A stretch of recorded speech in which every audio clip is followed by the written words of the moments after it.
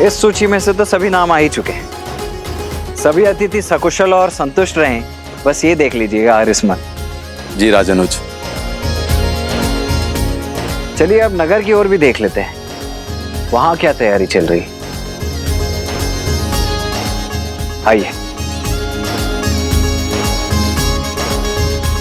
और पुष्प का प्रबंध करो। जी लाता हूं। नववधू की भांति सजनी चाहिए संपूर्ण अयोध्या। रुको, मैं कह रहा हूं रुक जाओ। ये क्या कर रहे हो तुम सब? हैं? मति भ्रष्ट हो गई है तुम्हारी। जानते नहीं महोत्सव की तैयारी चल रही है, क्यों रोक रहे हो इतने पावन कार्य को? मलिन चरित्र के स्वागत के लिए उत्सव नहीं हुआ करते। और क्या प्रमाण है? क्या प्रमाण है कि सीता पवित्र है? अरे 12 वर्षों के बाद लौटी है वो। पता नहीं ऐसा क्या देख लिया श्री राम ने और क्या सिद्ध कर लिया सीता ने। हे ईश्वर, देवी सीता के बारे में कैसी अशोभनीय बातें कर रही है दुष्ट। देवी सीता पर इतना बड़ा लांछन! क्या मूर्खता पूर्वक बातें कर रहे हो तुम?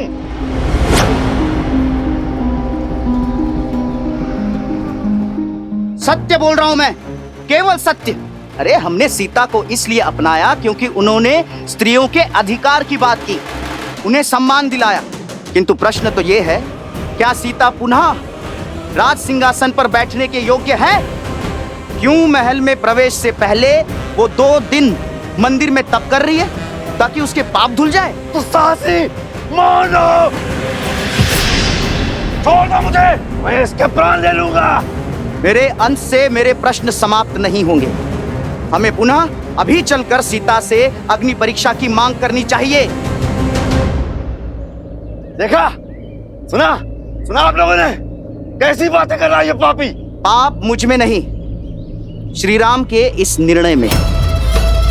यदि सीता को राज सिंहासन पर बैठना है तो उसे हम अयोध्या वासियों के समक्ष अग्नि परीक्षा देनी ही होगी। निर्लज्ज!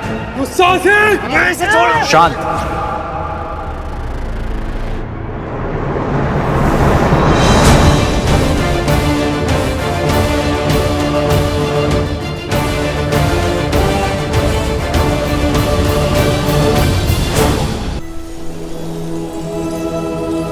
अयोध्यापति श्री राजा रामचंद्र और मिथिला कुमारी सीता के पुत्र लव और कुश मिथिला सभा में पधार रहे हैं।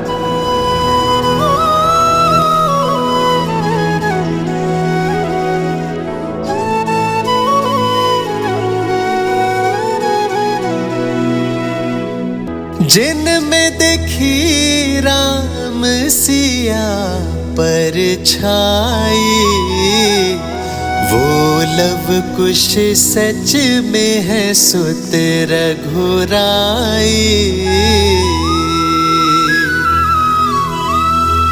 जनक सुनैना नैना बरसे धारा, सच कह ज्ञानी सुध असल से प्यारा।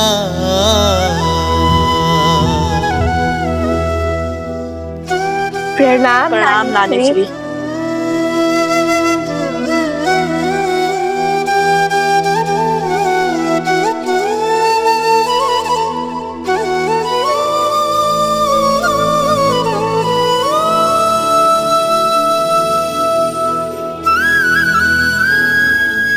लव, कुश, मेरे नाती, जब तुम्हें पहली बार देखा था तभी मैंने सीता की छवि पाई थी। महादेव से प्रार्थना की कि मुझे ऐसे ही नाती हो, और देखो महादेव ने मेरी सुन ली। जिस घड़ी की प्रतीक्षा वर्षों से थी, आज वो घड़ी आ ही गई। मेरी सीता का संसार पुनः सुखमय हो गया। मिथिला के लिए ये समय कितना शुभ है। प्रणाम नाना श्री। आयुष्मान भव, चिरंजीव भव।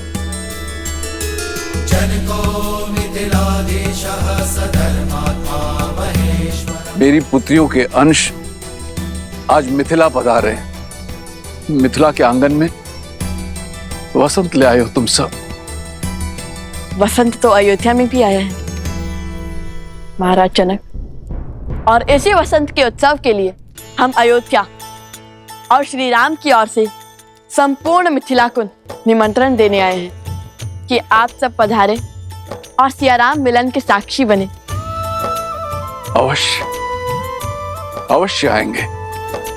पूरा मिथिला आएगा मैथिली के स्वागत के लिए। महाराज जनक, मन में एक प्रश्न था, पूछने की आज्ञा है? अवश्य आज्ञा है, किंतु उससे पूर्ण मेरे एक प्रश्न का उत्तर दो। क्या मैं तुम्हारे लिए महाराज जनक हूं या तुम्हारा नाना?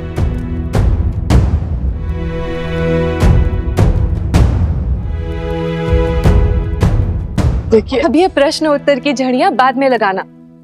ये बालक इतनी दूर से यात्रा करके आए हैं, सबसे पहले इनकी नानी इनका सत्कार करेगी। चलो बालकों, तुम्हारी नानी ने तुम सबके लिए भिन्न भिन्न प्रकार के व्यंजन बनाए हैं। आओ, चलो आओ।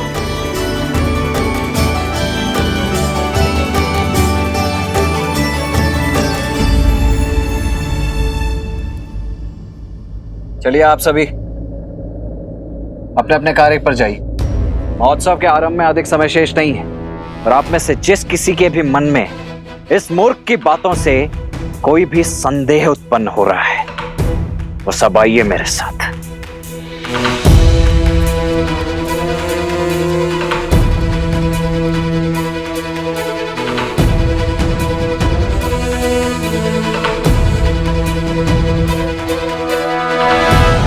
जिस राम और सीता की तुम बात कर रही हो ना, उन्हें ये पवित्र और सुगंधित पुष्प नहीं, कांटों का हार मिलना चाहिए, और मैं बनाऊंगा ये कांटों का हार उन दोनों के लिए। इस सब आप क्या कह रहे हैं? क्या करने वाले हैं आप?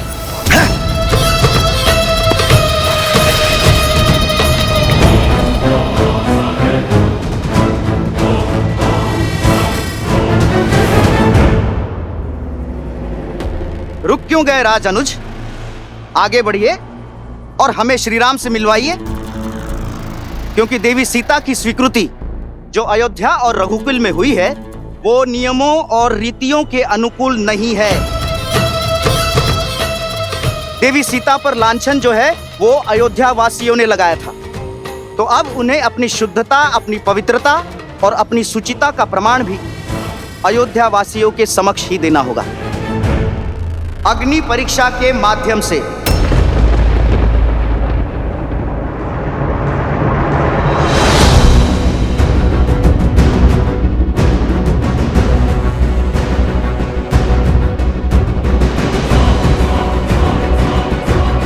मौन हो जाओ मूर्ख, अपने प्राणों का मोह नहीं है तुम्हें?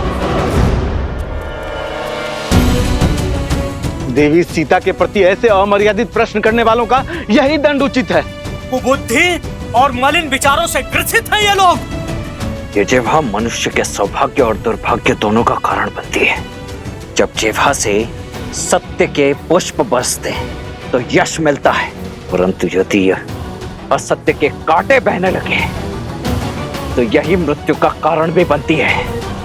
अयोध्या की महारानी सीता यहाँ की प्रजा की माता है।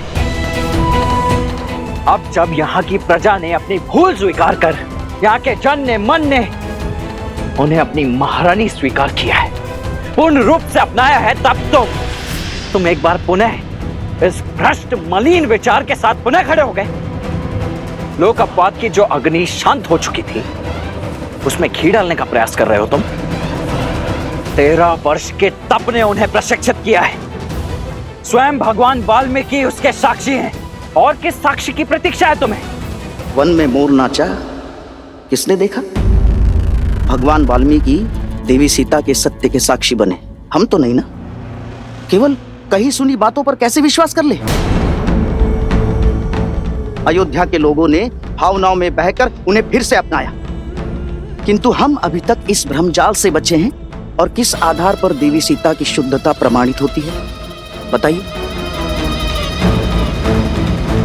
और यदि नहीं बता सकते तो कहिए देवी सीता से आए और दे अग्नि परीक्षा, और फिर बैठे अयोध्या के पवित्र सिंहासन पर।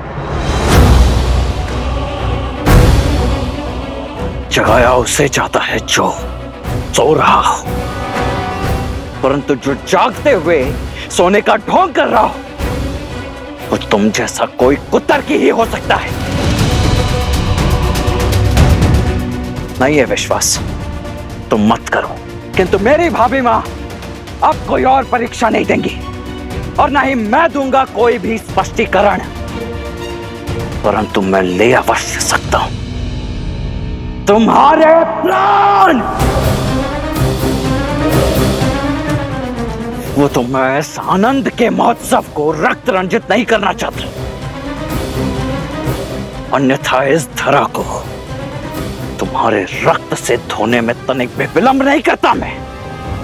अब इस जीवन दान को अपने जीवन की अंतिम अनमोल भेंट समझकर यहां से चले जाओ, निकल जाओ यहां से। हटाओ ना यहां से। जब प्रश्न कुतर्क समझकर टाल दिए जाए, अर्थात आपके पास कोई तर्क नहीं, ये सत्य नहीं है, ये छल है रघुकुल का, देवी सीता को अयोध्या लाने का स्वांग है, ये अन्याय है, ये अन्याय है, अन्याय अन्याय है।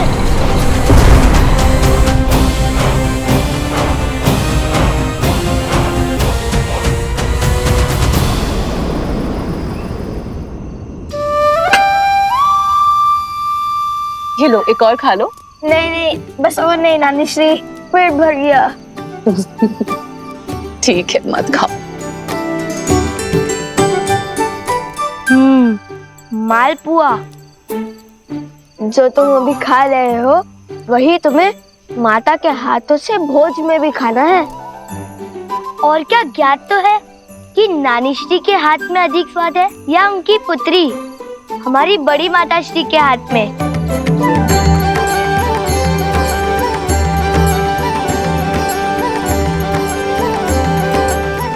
धन्यवाद नानी श्री, भोजन में आनंद आ गया।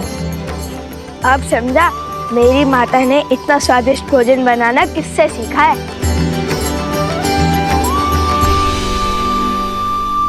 धन्यवाद केवल नानी श्री को, नाना श्री को कुछ नहीं। धन्यवाद महाराज जनक। धन्यवाद महाराज जनक।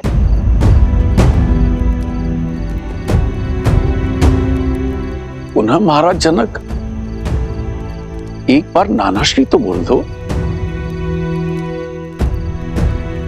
जब आपने हमारी माता को अपनी पुत्री नहीं माना तो हम आपको अपने नाना कैसे मान ले?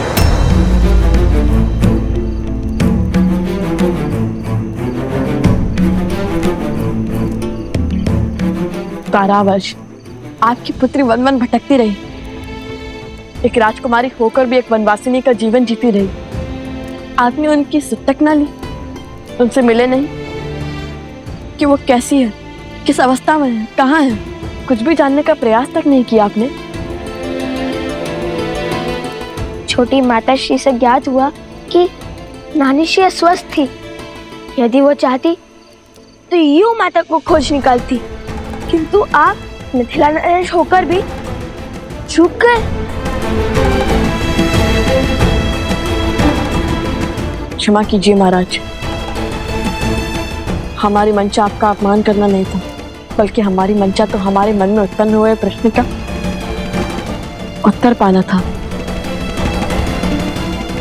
वो संदेह जो हमारे मन में अभी अभी उत्पन्न हुआ, और न जाने ये प्रश्न हमारी माता के मन में कब से कचोट रहा होगा हमें, कि जिन माता पिता ने उन्हें इतना स्नेह दिया वो उन्हें अकस्मात ऐसे भूल क्यों गए, और क्यों अयोध्या की भांति मिथिला ने भी उनसे मुख मोड़ लिया।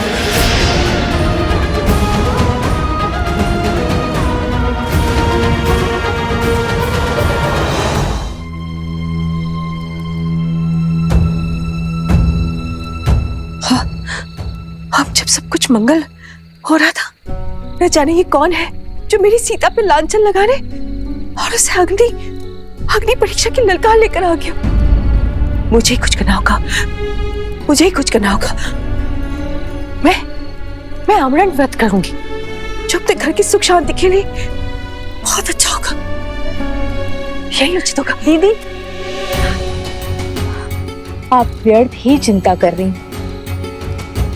इस बार केवल अयोध्या नरेश राम ने ही नहीं, अपितु संपूर्ण अयोध्या ने सीता को मन से स्वीकारा है। सब कुछ सुलझा हुआ है, फिर आप अपने मन को क्यों उलझा रही हैं दीदी? देखिए ना, कैसे पूरी अयोध्या उत्सव की तैयारी में लीन है।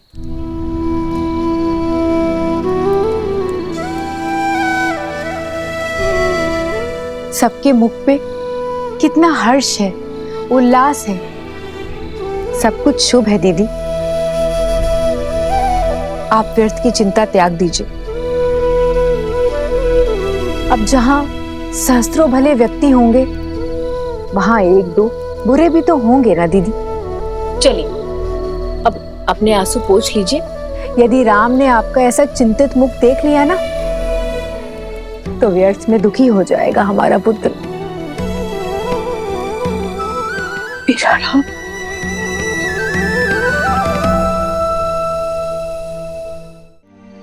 नहीं पुत्रो, ऐसा कतई नहीं है। यदि तुम्हें लगता है कि हम हमारी सीता को भूल गए हैं, तो ये तुम्हारी भूल है। और सुना ना, भूल तो मुझसे हुई है। इतने वर्षों तक अपनी पुत्री की सुध न लेने की भूल, उसकी कुशलता का ध्यान न रखने की भूल। यदि संतान सक्षम भी है, तब भी माता पिता को उसके साथ खड़े रहना चाहिए। किंतु मेरे पग समाज की रीत से बंधे थे। विवाह के पश्चात जनक की पुत्री राजा राम की पत्नी बन गई, अयोध्या की महारानी हो गई।